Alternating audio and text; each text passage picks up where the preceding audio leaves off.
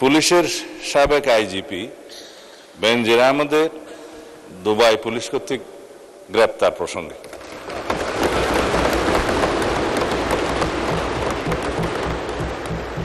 এ বিষয়ে আমি মহান জাতীয় সংসদকে অবহিত করছি যে বর্তমান সরকার দায়িত্ব গ্রহণের পর দুর্নীতি মামলায় অভিযুক্ত পুলিশের সাবেক আইজিপি বেনজির আহমেদকে গ্রেফতারের জন্য ইন্টারপোলের সাথে নিবিড়ভাবে কাজ করার জন্য নিয়োজিত পুলিশ হেডকোয়ার্টার্সের national central bureau NCB Dhaka কর্তৃক ইন্টারপোলে আবেদন করা হয়।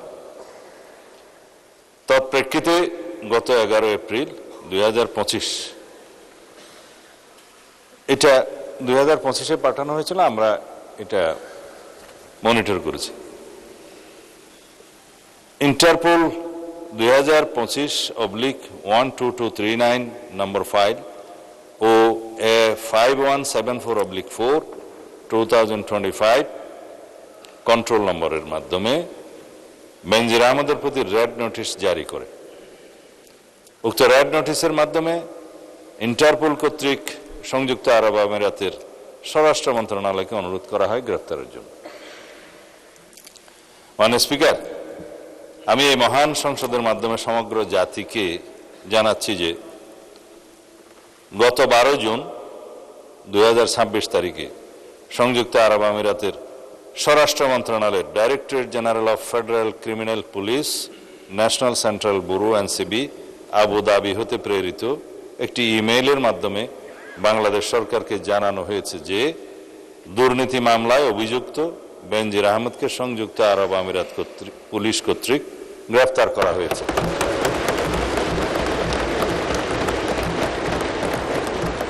এবং তিনি বর্তমানে সেখানে আটক আছেন। মাননীয় স্পিকার, আমি এই মহান সংসদকে আরো অবহিত করছি যে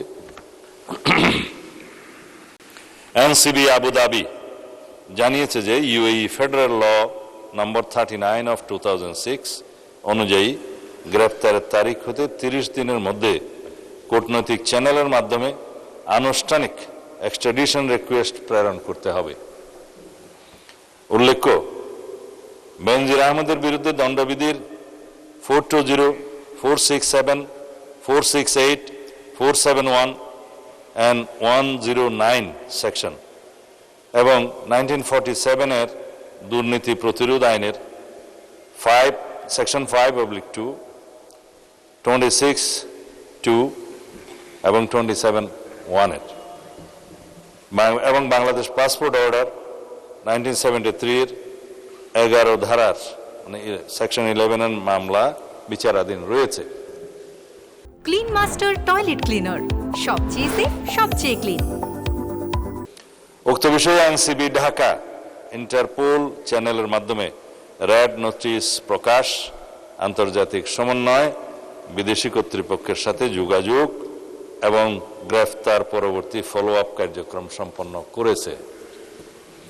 দুদক কর্তৃক প্রত্যার্পণের জন্য প্রয়োজনীয় মামলা, গ্রেফতারি পরোয়ানা ও তদন্ত সংক্রান্ত দলিলাদি প্রস্তুত, স্বরাষ্ট্র মন্ত্রণালয় কর্তৃক এক্সট্রাডিশন প্রপোজাল প্রস্তুত ও অনুমোদন এবং পররাষ্ট্র মন্ত্রণালয়ের মাধ্যমে ইউএই কর্তৃপক্ষের নিকট কূটনৈতিক চ্যানেলে আনুষ্ঠানিক এক্সট্রাডিশন রিকোয়েস্ট প্রেরণ করে এনসিবি আবুধাবির সাথে সমন্বয়পূর্বক অতি দ্রুতই তাকে বাংলাদেশে নিয়ে আসা হবে। এটি বাংলাদেশ পুলিশের একটি ঐতিহাসিক সাফল্য। এর মাধ্যমে আমরা বিচারহীনতার সংস্কৃতি থেকে বের হয়ে আসতে সক্ষম হব ইনশাআল্লাহ। পাশাপাশি এর মাধ্যমে আমরা জাতিকে আশ্বস্ত করতে চাই যে অপরাধী যত শক্তিশালী হোক না কেন, আইনের ঊর্ধ্বে কেউ নয়। এটি দেশে আইনের শাসন প্রতিষ্ঠা এবং বাংলাদেশের ইতিহাসে মাইল ফলক হয়ে থাকবে। মাননীয় স্পিকার, আপনাকে ধন্যবাদ।